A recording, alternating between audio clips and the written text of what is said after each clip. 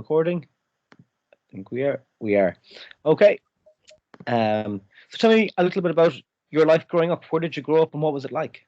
I wish this bit was more exciting than the reality of it. So, yeah, I was born and raised in Motherwell pretty much. Went to school here, grew up in the shadow of Thor Park. I could always see the floodlights peeking up from the houses behind where I grew up. And that sort of started off that love affair with all things football. I did spend a couple of years briefly living down south in my childhood, but came back up there pretty quickly, and went to school in Motherwell. Started to realise that I wasn't good enough to play football, not even close, for a living. So talking about it seemed like the next best thing, and the sort of, I didn't really want to kick off with a sort of cheesy cliche, but sort of sports journalism, it is all I ever really wanted to do. From that point, I can't really remember ever wanting to do anything else. And then that just accelerated through high school and uni. Took probably a fairly unconventional path to get there, and then just really started working at Radio Clyde.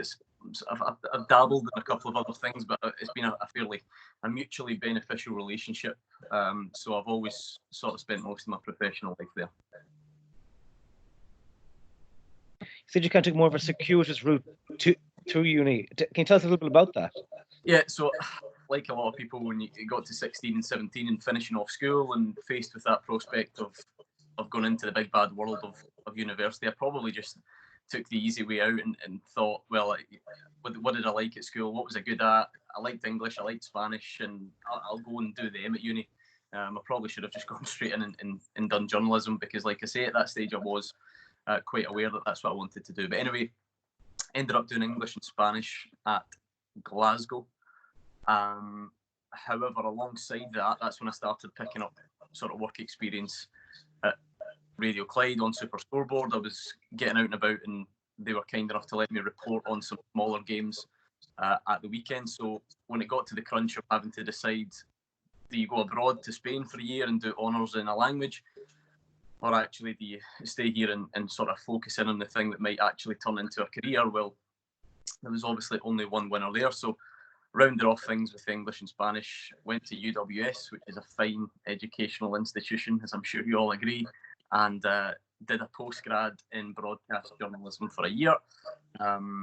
And yeah, just took it from there. This was all alongside the sort of work I was doing at Radio Clyde, so it sort of worked out perfectly to then just go and move there when I graduated. To make the leap up to what is one of the most popular sports shows in the country, were you a little bit apprehensive, or did you think, I can't let this opportunity pass me by? Both at the exact same time. I'll never forget taking the call.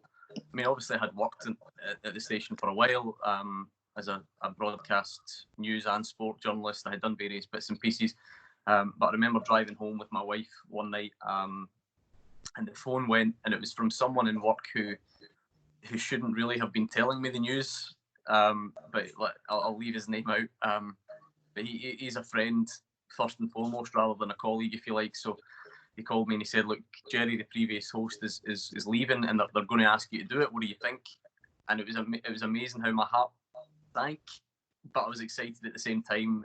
There was a part of me that was just like, I just don't know if I can handle that. I don't know if it's too early for me. I don't know if I can step into that high profile role. But like you say, there was no chance I was ever going to turn it down, because I think that's the sort of thing you would regret forever. So yeah, well, I was a bit apprehensive.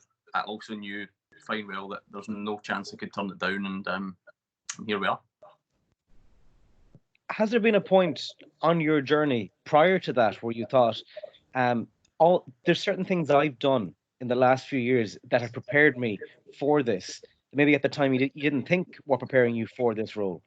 Looking back over other opportunities, other experiences that you had before this one came along.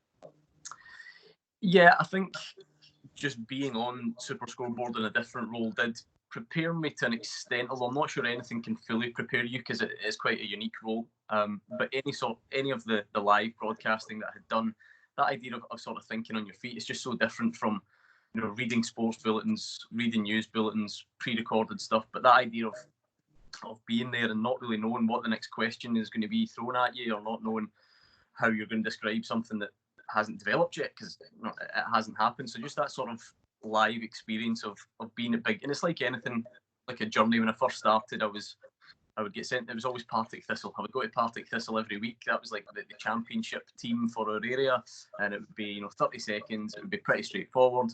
And then as that progressed, okay, you're getting a shot at the Premiership games. You're getting a shot at Celtic or Rangers, which means you're on for 5 minutes, 10 minutes compared to your 30 seconds. And I suppose that gradually just, I probably didn't realise it at the time, but those things probably stood me in quite good stead for having 2 hours to think on your feet. And what do you think, for the folks that are listening in, what are, say, 2 or 3 of the most important skills that you need to have or to foster or develop to become a live national broadcaster like you? I sort of wonder if people are hanging on here for some sort of brilliant technical advice, but for me, honestly, nothing will ever trump the fact that you have to interact with people. And that might seem like pretty basic, pretty simple, but for me, that will always be the most important thing. If you don't have those communication skills, the ability to listen and to understand, and then to adapt, and then to allow the conversation to go in a certain direction from there, I think it's game over. I think that is by far the most important thing when you're obviously studying, and then you want to put a lot of emphasis on other things, and I take maybe something that will hit home with some of the students, and maybe we'll develop it a bit later on. But when people come from unis and colleges into Clyde One for work experience, and the ones that get remembered and the ones that come back to work are always just the ones who are good with people. Always the way. No one ever leaves on a Friday afternoon. No one in the office then turns around and says, "Oh wow, did you see how tight the editing was on those vox pops?" Like, it just doesn't happen. It'll always be a people-driven role first and foremost. For me, if I'm going to interview someone, I have to get on well with them. If I'm going to communicate with the pundits in the studio, I'm going to have to get on well with them. So it will always be about communication for me. And of course, knowing your subject is paramount. You can't pretend. Well, you can, but maybe only for so long. And was there ever an interview that you did and you thought, "Oh wow, I need to be on my A game for this"? Because this person is not just going to be a passive interviewee; they're going to be involved and engaged throughout this process, whether they were a famous sports person or someone else. Mm-hmm. Yeah, that takes on a couple of different forms. I think being involved in sports journalism, going into that press conference environment, really sort of brings out the best and the worst sometimes, because you can be sitting opposite someone who is automatically hostile. They may be that way in terms of their personality. They may just have come off the back of a heavy defeat or a controversial decision that's gone their way. So I think undeniably, and the one that would stand out would be Gordon Strachan. I think everyone sort of knows his reputation for treating the media with contempt at times, and sometimes deservedly so, and sometimes it's funny. But I've always then saw that as a challenge to sort of to be ready for it. Don't give these people the chance to make you feel stupid. Make sure the question is tight. Make sure you know what you're talking about.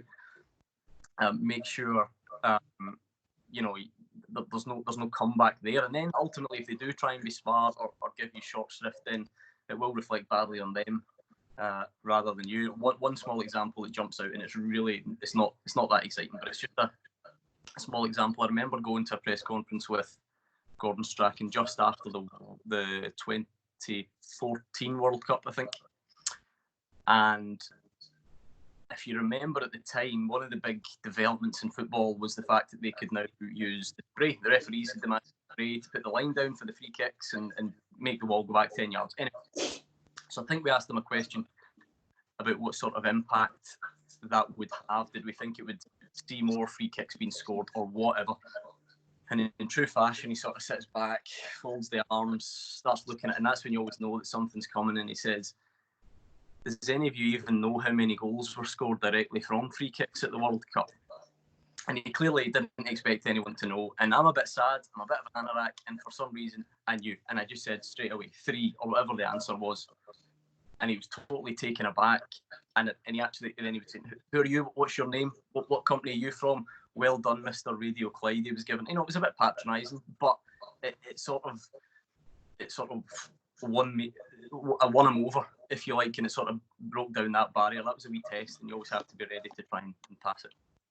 And what's been the highlight for you over the course of your career? Like, you've had an upward trajectory, and it's one that everyone in this guest lecture would love to emulate. But what's been that moment when you thought, "Oh wow, I really have arrived, and I'm proud of everything I've done"? What was that moment? I think there's been various steps along the way. I've never really sort of rested on my laurels and said I've made anything or done or achieved anything. It's not really the way I think. But going along, I mean, it's been a hugely exciting time to be involved. I mean, I think back to the days when I first started working at Clyde One, it would have been the Olympics. It was 2012, so that was unbelievable just to be thrown straight in there and, you know, face-to-face exposure with some absolute greats of, you know, some absolute incredible Olympians like Sir Chris Hoy and so on. Fast forward a couple of years, the independence referendum, the Commonwealth Games in Glasgow, I think that probably does stand out, certainly from all the things I did prior to taking over at Super Scoreboard. I think that would be the one. The Commonwealth Games, the impact it had in the city was just mind-blowing. I try not to get too bogged down in the sort of star-struck element of it all, but, you know, seeing Usain Bolt there, or I've worked at a couple of golf tournaments, and I think when guys like Tiger Woods walk into the room, they do genuinely have that aura. It might sound a bit cliche, but they do sort of fill a room that you know, in a way that other people just can't. So I think being exposed to those guys, and then on a sort of cheesy note, probably just the first Super Scoreboard, and I'll never forget putting the fader up, and in the moment that mic went live for the first time, and the nerves and all the trepidation that I spoke about before just completely disappeared. And that was about 700 shows ago. So time goes past pretty quickly. You deal with the public a lot, and there's good and bad to that. Has there ever been a point when you thought, "Oh, sweet Jesus, this could go wrong"? Loads of times, and people always say that to me. Oh, you get some amount of mad callers on, and I always say in response, if you think they're crazy, what about the standard of calls that don't get through to the show? That's what you always have to bear in mind. There have been loads. So I think most of you probably know the way live broadcasting can work, but if you don't, the show actually works in an 8-second delay. So basically, if you're listening at home, you're 8 seconds behind whatever is being said in the studio, and that is to navigate around anyone who says anything that they shouldn't, sweary words, which is quite common in football discussion in Glasgow. But in a more difficult note, legal stuff that's going to get you in legal trouble, because that's the bit where your brain has to think really quickly. So yeah, there have been so many. The swear button maybe about once a month, maybe a couple of times a month.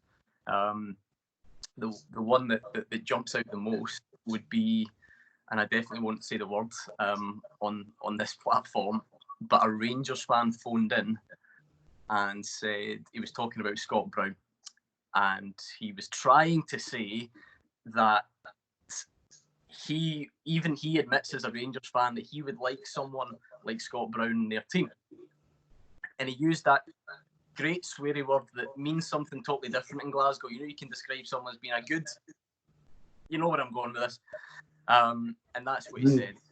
He goes, "Now listen, I'm not saying I like this, but I wish we could sign him for Rangers," or something along those lines. So my heart just sank completely. Fader comes down, dump button goes, and you think you've seen the end of it, until the following day, I get a phone call from a guy I know at the Sun, and he said, "Is it true that a caller called Scott Brown on Super Scoreboard last night?" And I said, "Yeah, how do you know about that?" And it turns out the producer had forgotten to take it out the podcast. So whilst we had caught it live, however many 10,000 people had downloaded the podcast overnight and had heard it. So yeah, nightmare. Oh man, you've seen broadcasting transform completely in your career with the rise of social media and new media, and as you mentioned there, podcasting.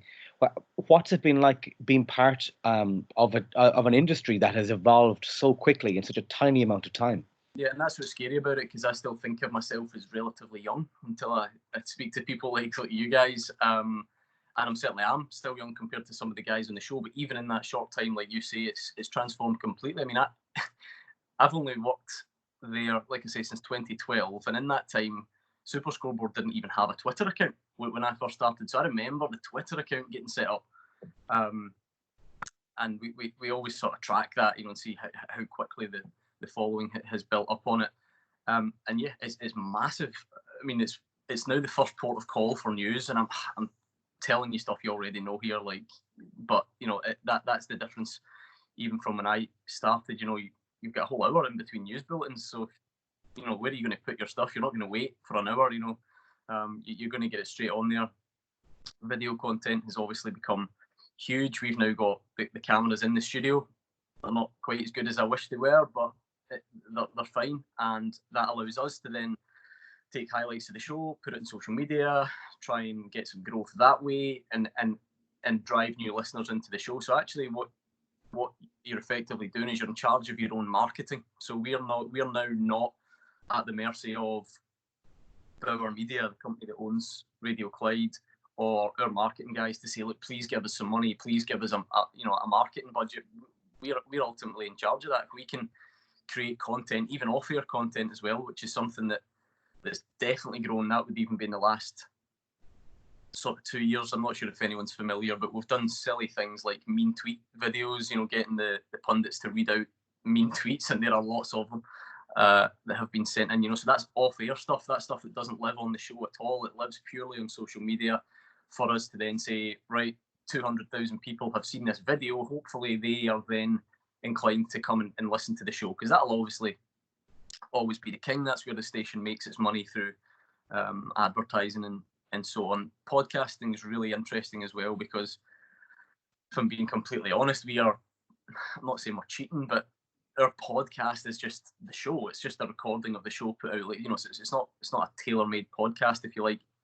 I think last season alone, we had 10 million downloads of the podcast, and that's interesting for the industry as well, because then it'll take a brain more sophisticated than mine to figure out, okay, do you add that on to your number of listeners for radio, or is it separate, or actually are people listening on podcasting just saying that they listen to the radio anyway? So it's a real transition period, I think, for the industry to really figure out who's listening to what and when. And but no, it's been hugely exciting. It just gives you more possibilities. And building on that, as we move towards the end of our quick chat before I hand it over to our students, where do you think we're going in broadcast journalism over the next few years, or what trends do you think they need to be ready for or prepared for as they move towards industry in the coming 12 to 18 months? I think you have to be adaptable. I think that would be the number one thing. You have to be adaptable. Anyone who goes into it sort of narrow-minded and thinks, "Oh, this is my speciality," it's just not going to work because of the multimedia aspect. People want you to do a lot of different things, and if you're not ready for it, someone else will be. And I'm only going back, even at, like I say, the last sort of 5-6 years when I've been there. I went in wanting to be a sports journalist, wanting to talk about football, wanting to be on Super Scoreboard. But the reality was very different at the start. The reality was, oh, well, actually, we need someone to cover news today. And do you know what? See that murder investigation that's going on? I want you to go and chat the door and find out what's happened. And I absolutely hated it. I absolutely detested it. But ultimately, if I wasn't willing and wasn't adaptable, that just wouldn't have happened. That's more of a sort of personal thing. But in terms of where the industry's going and what advancements they need to be ready for, I think probably just a continuation of what we're seeing. That reliance on social media and creating content is going to be massive, because I think the nature of breaking news, the idea that you can break news, that will always be at the forefront, but it's changed slightly, because realistically everyone puts it out on Twitter at roughly the same time, and even if someone gets it first, well, then the next media organisation sees it and picks up on it 2 minutes later. So I think it's actually more about the way you handle the news rather than being first with it. Now, I don't want to get away from that old school journalistic feeling that breaking news is great. That will always be right up there. But I think the way you handle it, the way you analyse it, the way you package it, the way you present it, will only get more and more important. So I think that's something worth bearing in mind. Perfect. I'm going to go alphabetically down. So I'm going to start by asking Ben, if you don't mind unmuting your microphone. and then we'll work through. So Ben, over to you.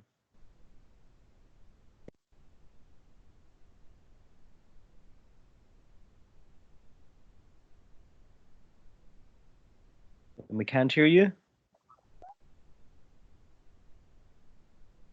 I can't hear you still. You can write in the group chat as well if you want to ask a question.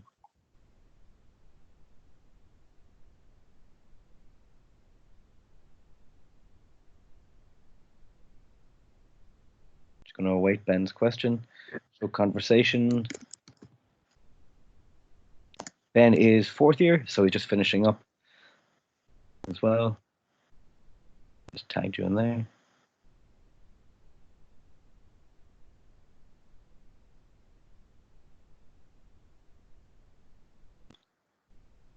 I think he was typing a very long question.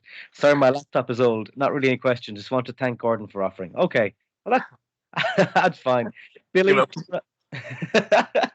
Billy, do you want to on mic there if you have any questions? Have you ever done like an interview and you've looked back at it and thought that was just bad? Probably, yeah, I would imagine so. Try to think of any sort of examples. I think there's always that. You always get that bit of regret if it's maybe not, if you've not maybe made the most of it. But the thing is, interviews will fall into a couple of different categories. There'll be ones, if you go to a press conference, really you're looking for a news line, you're looking for something hard hitting, you're looking for something that ultimately is going to make headlines. You then compare that to some of the interviews that we would do on the show, and actually it it's more of a featurey thing. It's tell me something interesting, tell me something I didn't know already. And for me, actually, that's where the regrets come. I'm not a tabloid journalist. If I don't get this big, massive headline, that actually doesn't concern me too much. But, if I've got a sort of featurey thing and I've not managed to really loosen that person up to an extent where they're willing to just tell us something insight. For me, it's all about insight. I know other journalists live for headlines, which is fine. That's great, and that's got its place. But for me, it's insight. It's tell me something I didn't know, because we all love sport to the extent where we would love to know what's going on in that dressing room, or what's going on behind the scenes, or what's going on at training. So if we've got a sort of feature like that, and we just can't quite loosen that up, that's always a regret. I did one with Stevie Clark a couple of weeks ago, and it was actually fine. It wasn't a complete regret, the Scotland manager, but he is he's quite a kind of straightforward guy. He's quite kind of straight-faced and whatever. And yeah, I probably did come away from it thinking, I wish we had just managed to get him to loosen up a little bit more. And I'll always take responsibility for that rather than passing it on to the person. Thank you very much. Callum, any questions? Hiya. Your voice is obviously very important in what you do. So do you work on that in any way, or do you practice all the time? Probably not so much now. I mean, when I did the postgrad at UWS, we had a fantastically crazy voice coach who would come in and sort of work on things. And I think it changed for me slightly, though, because I started off sort of reading news bulletins, sports bulletins, and feeling that it had to be very polished all the time. And if anything, doing Super Scoreboard, I've probably come away from that. If anything, the sort of feedback I'll get is actually to keep coming away from that. Don't sound like you're reporting something all the time. Just try and make it conversational. So in a strange way, I've gone backwards. Whereas if I was in an environment of maybe constantly having to read bulletins, that would be something that I would look to do. But I certainly paid a lot of attention to it at the time. I think, especially if you're talking for a long time, sort of breath control was huge for me at the start. I always remember when I first started doing games on Super Scoreboard and I was reading out the teams, it was always the teams, because you had like a set length of content to get through there, and I always found myself getting out of breath. And what I realised is it probably was partly nerve driven as well, and then that sort of self-fulfilling prophecy where I knew, oh, here come the teams, I'm going to get out of breath by the end of it, which is just crazy. If I was to sit and talk to you, or you were to sit and talk to me for 10 minutes, you would never get out of breath. You don't just get out of breath talking unless you're doing something wrong. So it's important to work on it, but you can probably overthink it as well. Cheers, thank you. No problem. Dale Eaton, any questions? Obviously, a lot of people listen to the show, and is that ever something that you sort of think about when you're doing it, where you're kind of thinking, God, there's thousands and thousands of people listening, or is that just something you just put in the back of your mind and just get on with it? Yeah, you don't. It's very strange, and that's not. It sort of contradicts the way I am in other things, because I'm not as thick-skinned to some of the criticism or some of the feedback as I would like to be. It was always the very first thing when the previous boss at Clyde One took me to his house that night and offered me the job. The first thing he said was, "You need to be ready for the criticism. You need to be ready for the flack or the scrutiny, because it's not always bad stuff. It can be good stuff as well. The scrutiny that comes with it."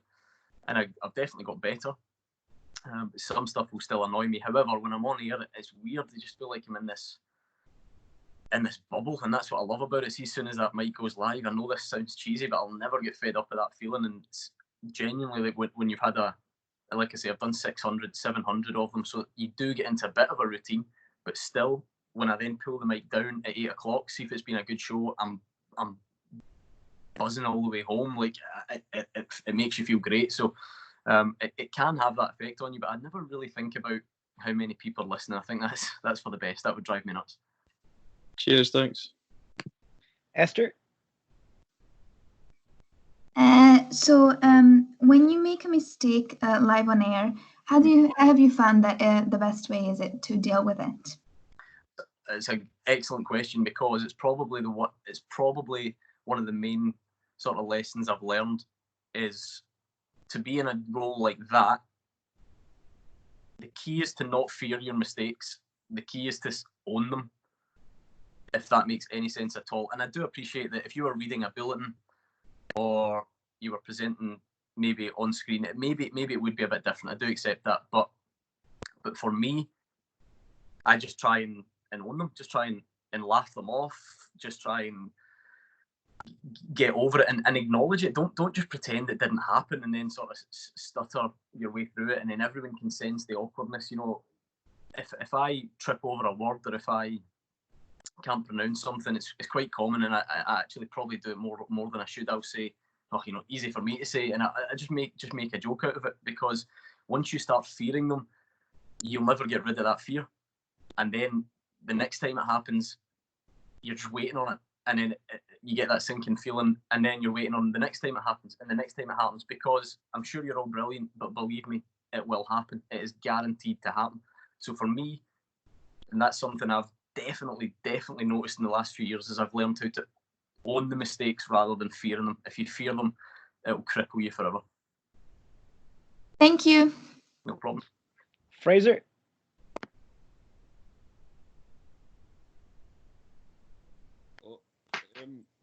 Just a simple one. Who's your favourite pundit to answer calls with?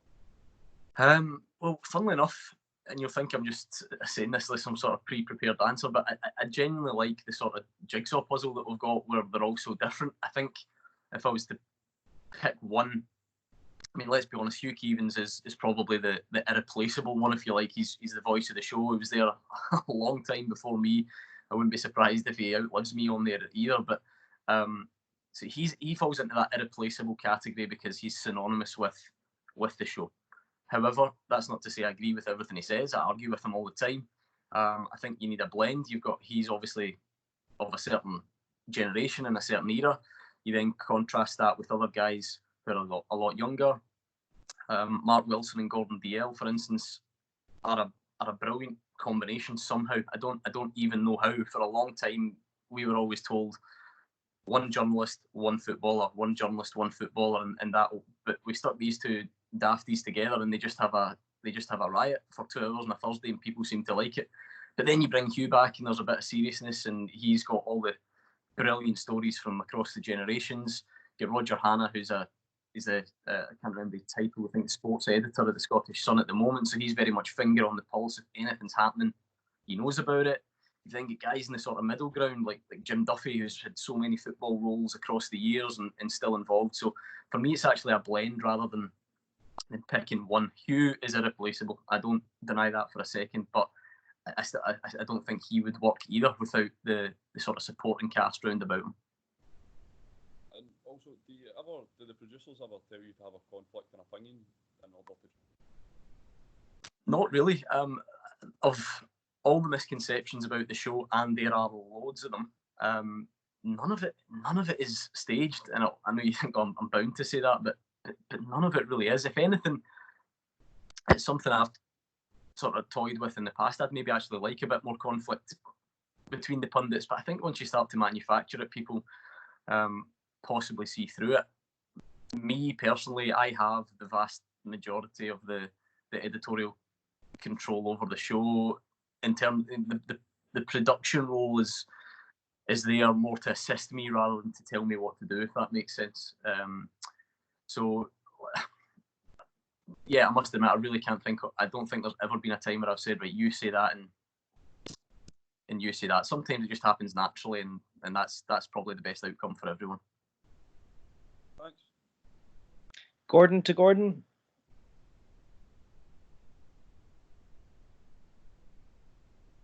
Gordon McComb, are you with us? That's helpful. Unmute the mic, doesn't it? That's smart. Thanks for taking the time to speak to us. I do appreciate it. How do you think sports journalism is managing that that balancing act between all sport is best live, but on-demand content's becoming the thing that people consume? So, like you're saying with the podcast and things like that, how do you see that going in the future, and how do you think you're doing at the moment? Yeah, I think it's a massive challenge, and it's probably a particularly relevant question right now because we don't have live sport at the moment. But I think what will never go away is people's insatiable appetite for sport and for debate and discussion. And I think sports fans particularly like that sort of, whether it be a trip down memory lane, whether it's reflecting on classic games, or even just taking a bit of inspiration from that and then adapting it into a topic that you can debate at the moment. So many different media outlets out there, so it's competitive to try and do something slightly different. I think the industry's probably struggling with it a little bit. I think in terms of if you're Sky or you're the BBC and you've got all that archive footage there, then it's very easy to come up with something on demand and take a look back at whatever. For us, it maybe requires a bit more thinking, a bit more creativity. We don't have anything really like that. We have limited sort of archive footage. So I wish I could give you a better answer to that. It's a pretty good question. I think whilst it is challenging because of online and on-demand video and all the rest of it, I think at least the possibilities are greater. So there's maybe, I still think, for instance, there's a huge disconnect between some newspapers' online output and their actual physical output. It's incredible to see because everyone acknowledges that it's this. Well, most people should acknowledge that it's the same thing. And I won't name names, but I obviously have colleagues who split their time between our show and newspapers, and I'll say, oh, I saw blah blah blah in your paper, and they'll say, oh no, that was the online desk, and I'm like, it's the same thing. This idea that they're somehow divisible, for me, that should have stopped a long time ago. But I think still a lot of people struggling with that distinction.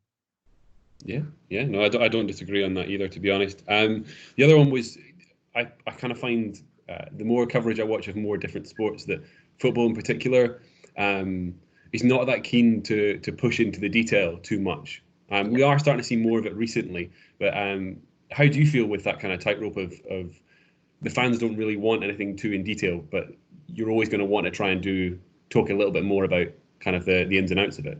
I think that's where sort of social media though and podcasting and whatever, I think that's where that comes into its own, because then you can tailor it for your audience.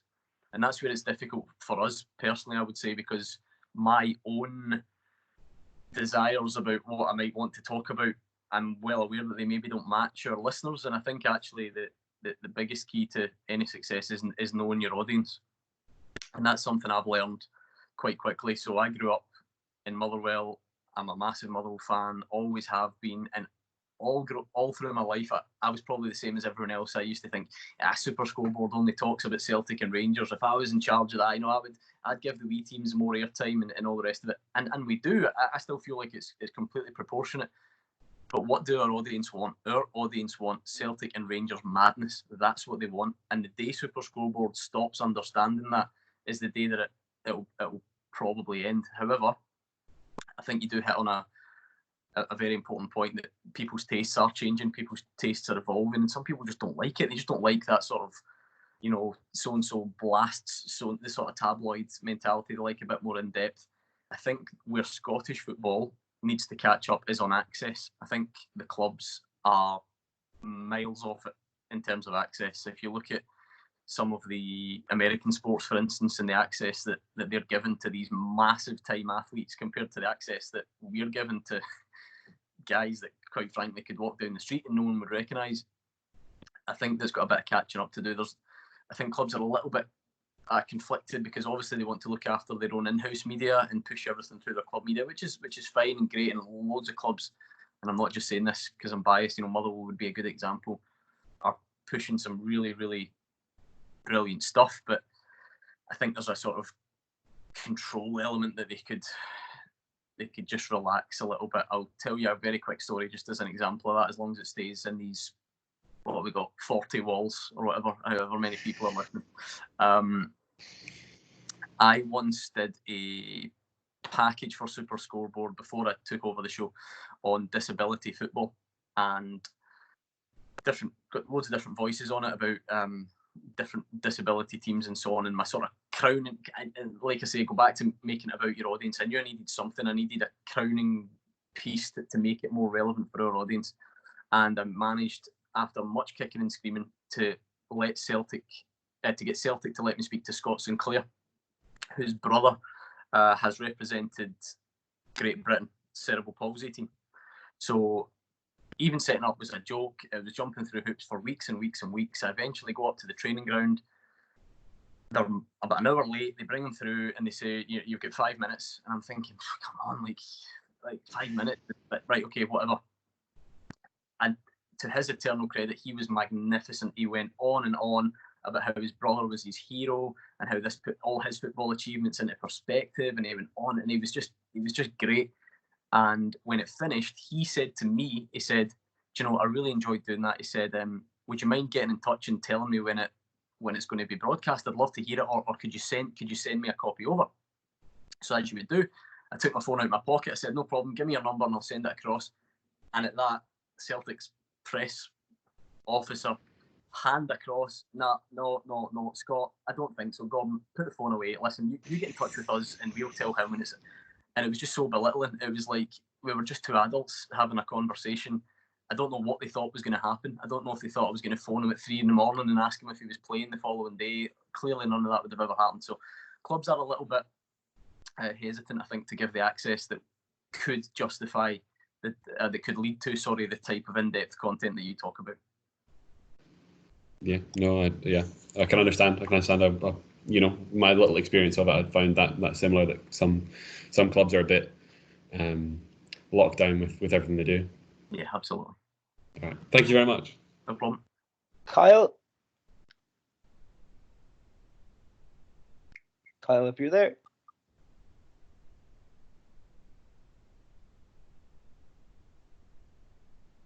Maybe you are.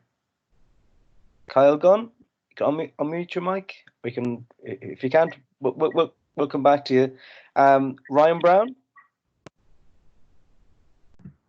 Hi Gordon, I just wanted to know, obviously you're a Motherwell fan. I think you make that quite clear on the show. Do you still get people claiming you're a Celtic fan or claiming you're a Rangers fan kind of thing, and kind of holding that against you? And also, can we hear what the full-time teaser is for tonight? First of all, no, because I don't know what it is yet, because I've not had a look at the folder. I will do that later on. In terms of your first point, all the time, and it's just one of those weird things about Scottish football. I don't know. In a weird way, it doesn't really bother me, because that old saying, the truth hurts. So if someone was to accuse me of something that I think might be true, that's the thing that would really get to me. But ultimately, if someone doesn't think I'm a Motherwell fan, I'm like, who cares? I do at times think it's a little bit sad. Are we really in a stage where grown men can't accept that someone else supports a team out? I do think it's a bit sad, but ultimately, who cares? And I think it maybe just shines a light on those people where actually they prefer to feel like everyone's out to get them. you know, they much prefer it when they believe that the media is against their team and that everyone else is against them. They prefer that feeling, because even when they're given, you know, pretty undeniable evidence of the opposite, they would rather ignore it. I think football fans like that siege mentality, and like I say, I don't necessarily judge anyone too much for it, because I probably thought that when I was young. I probably thought, the media just give all the coverage to Celtic and Rangers, but do you know what? There's a good reason for it, and most of it comes from a good place. That for me, one of the most annoying phrases or words is this the media, and you guys are are hoping to sort of embark on that. I always think, what does that even mean? You know, you're trying to sort of tar tens, hundreds of thousands of men and women, old, young, black, white, straight, gay, you know, with the same brush and act like there's some sort of machine which is biased towards one thing or another. Realistically, like, that's just miles from the truth. But yeah, I don't really mind too much. My mates are always the first ones to remind me. If they'll screenshot it and send it to the group chat if someone's called me Gordon, Dunk, Hunt, or whatever the other equivalent is. It's good fun. Thank you. That was all. Cheers. Kyle, we have you back. Yes. Hello, Duncan. How are you? I'm good, Kyle. How are you? I'm alright, but I was just going to ask you, in terms of your career, right now, you've obviously got, you spoke earlier about how you got injured, but in terms of now with the football being off, with the football being off, what do you struggle to fill the airtime, or do you think that this is now a good opportunity for you to go a bit more in depth? Yeah, I mean, it's something that's been on the forefront of my mind every minute, really, since the football stopped, is how we're going to fill the air. But as I mentioned to James at the start, I think it was maybe before some of you guys joined us, it has given us a time to just take a breath and just change the pace of the show and not really worry about, you know, the news of the day. I knew from sort of day one, very early on, I knew that the show could not survive every single night arguing about when will the season return, should Celtic be champions, will it be null and void. And I think as time's gone on, that's proven to be the right decision, because for a start, get some perspective. There are far more important things going on at the moment. And secondly, no one wants to hear that. One of the biggest learning curves I've gone on in the show is just because a topic produces a lot of phone calls doesn't mean it's good to listen to. And that's always the battle I'll go through in my head, because people think that we'll do anything to get phone calls. But actually, for me, it's never about that. A busy night on the phones will be 100 people. If 100 people phone in a night, that is extremely, extremely busy. What about the 150,000 people that are listening? That, for me, has to be the priority. Any night of the week, I could just open up the phones and say, so take us back to 2012, folks. What do you think? Did Rangers die? The phone lines would absolutely explode. But would it be really any good for the vast majority of people who are bored to tears with that sort of stuff? No, it wouldn't. So anyway, back to today.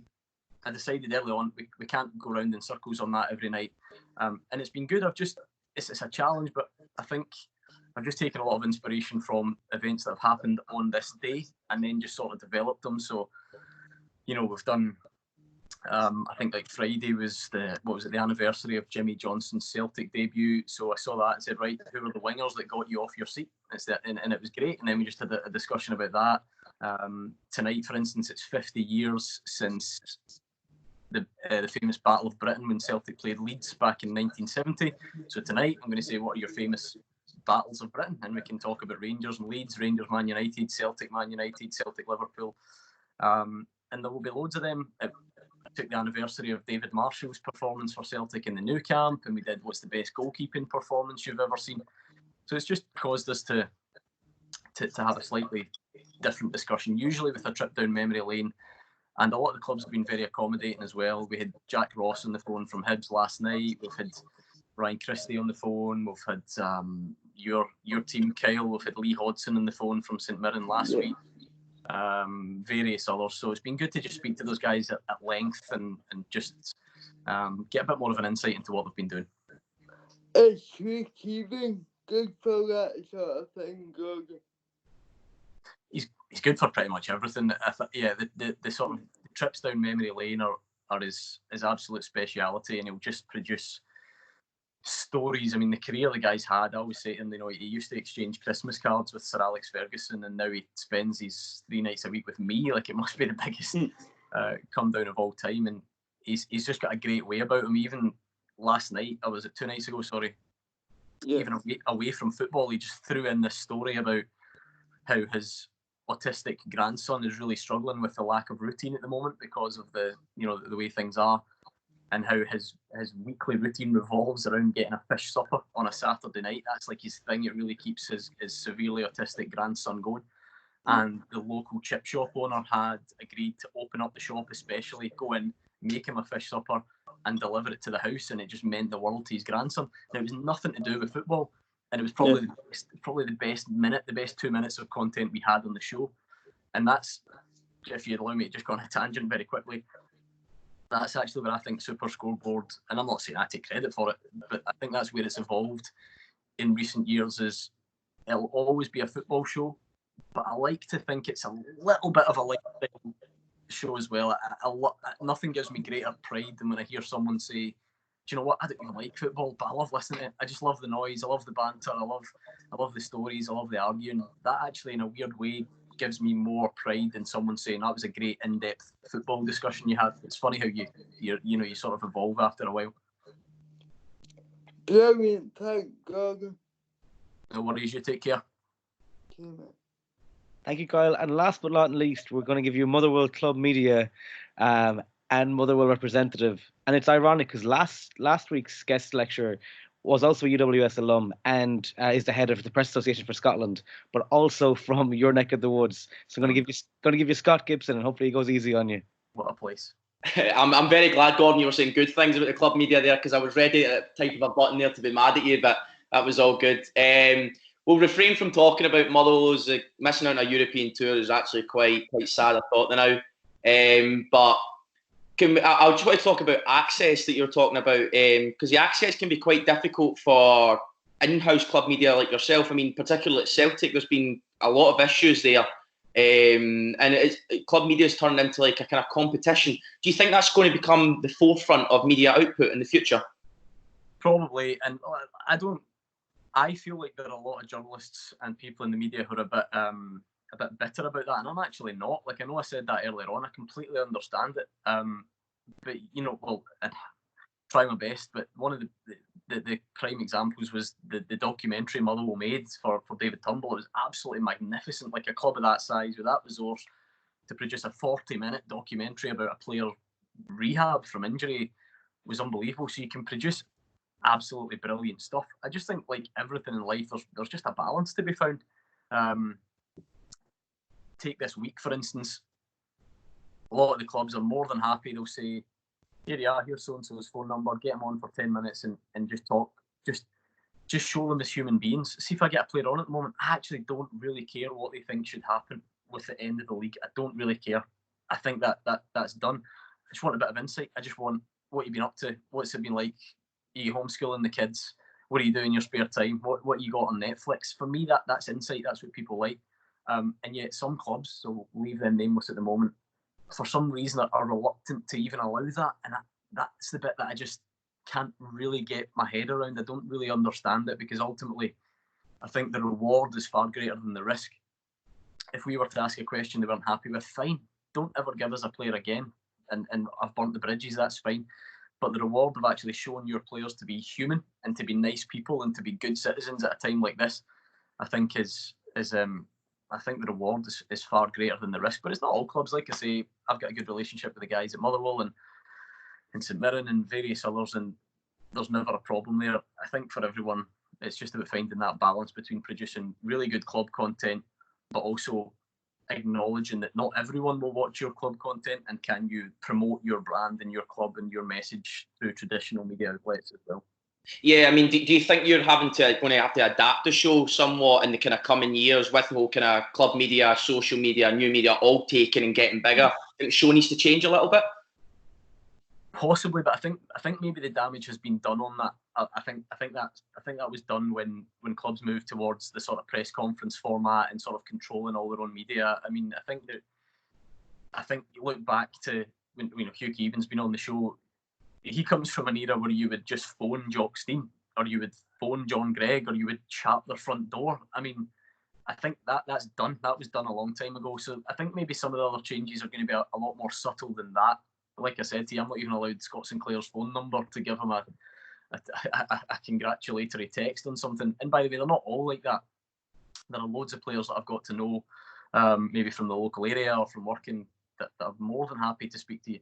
I think the damage was done on that.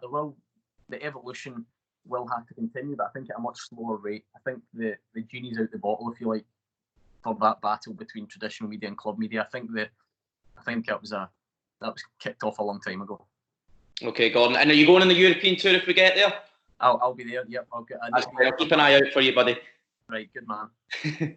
Guys, a quick round of applause. I know we don't unmute all the mics, but because it'll go mad, we'll just do one. If you can do it, a silent round of applause as well as for Gordon. And thank you so much for being with us. And hopefully we have you back in the coming months. And good luck with all the shows and Motherwell and with life. And thank you. Anytime I'll come in and visit you guys when we're allowed out the house again. So if you'll have me, good to speak to you. Take care. Cheers. Thank you. Bye bye. Thank you very much.